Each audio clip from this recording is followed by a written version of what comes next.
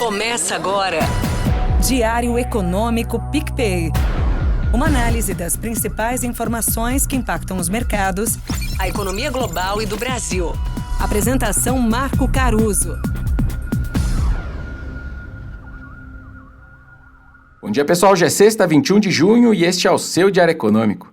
No final, o mercado curtiu a pausa unânime nos cortes da Selic. O dólar cedeu perto de 1% na abertura ontem. E a leitura de que o Copom tem uma visão mais otimista com a inflação fez alguns vencimentos da nossa curva de juros futuros ceder entre 10 e 15 pontos no começo do pregão de quinta. Só que o news flow ao longo do dia não deixou essa melhora toda se sustentar. Eu destaco então 3 notícias em especial.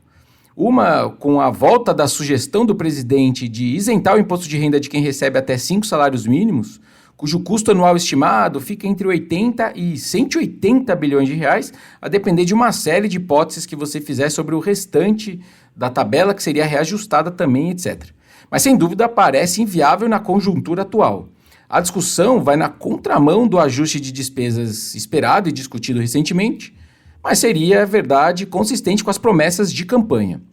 Outra notícia foi a sugestão de que o governo entenderia que um pente fino nos benefícios já seria suficiente para fechar as contas de 2025.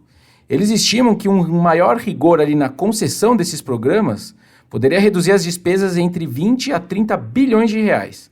A revisão de gastos é uma medida de curto prazo que não mexe com privilégios nem depende do Congresso e certamente deveria ser feita, ainda mais se for desse tamanho todo de desperdício de dinheiro público.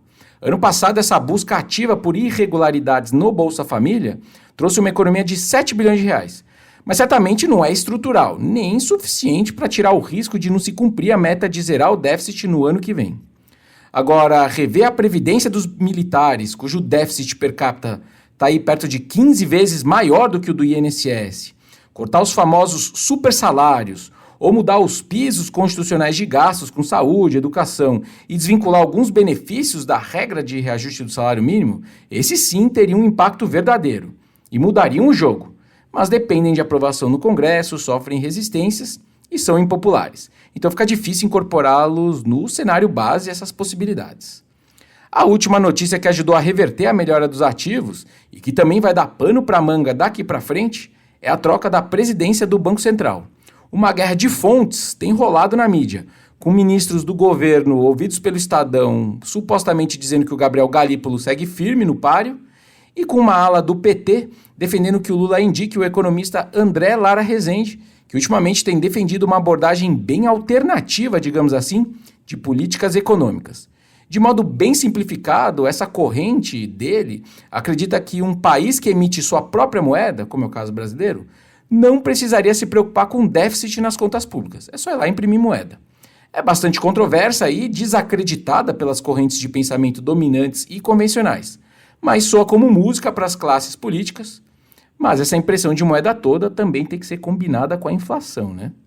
A decisão é do presidente, que, segundo consta, não tem aberto muito nem para os interlocutores mais próximos o que ele quer fazer.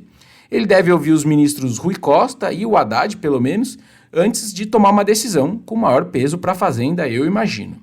A Fazenda, inclusive, defende que o nome já sai em agosto, mas isso não parece ser muito do perfil do presidente. Ele tem deixado esse tipo de indicação mais para os 45 do segundo tempo. A diferença é que hoje, indicar mais cedo poderia esvaziar a importância que o Roberto Campos acabou ganhando nesse bang-bang todo. Enfim, em jogo está a consolidação dessa inflação mais baixa que a gente tem visto no IPCA corrente e a retomada, ou não, da queda dos juros de forma saudável e consistente, o que pressupõe uma melhora nas expectativas de inflação para 2025 e diante e também pressupõe credibilidade dessa pessoa que vai conduzir o barco. Bom dia, bons negócios e sorte sempre!